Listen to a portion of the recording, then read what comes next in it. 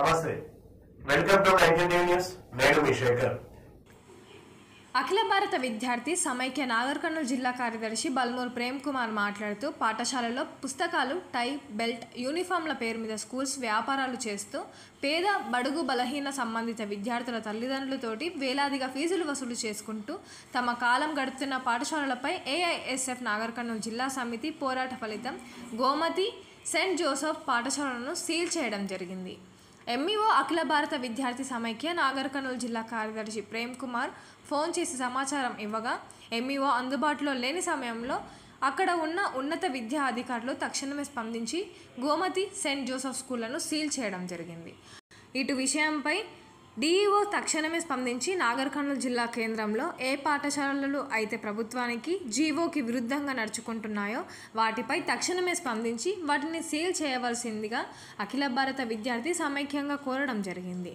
ఈ కార్యక్రమంలో అఖిల భారత విద్యార్థి సమైక్య నాగర్ కర్నూలు జిల్లా నాయకులు రవి, ఏఐటియుసి జిల్లా అధ్యక్షులు కిరణ్ తదితరులు పాల్గొన్నారు.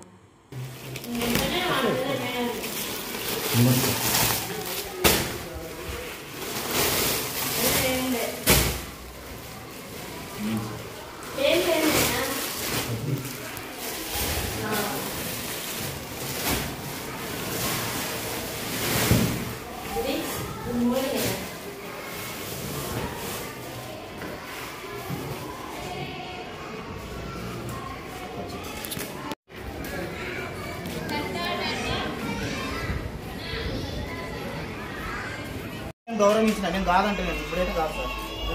లేదు సార్, వదలండి సార్, ఒక్క నిమిషం ఆగండి సార్. ఇట్లా పడుతుంది సార్, ఆగండి ఒక్క నిమిషం ఆగండి సార్.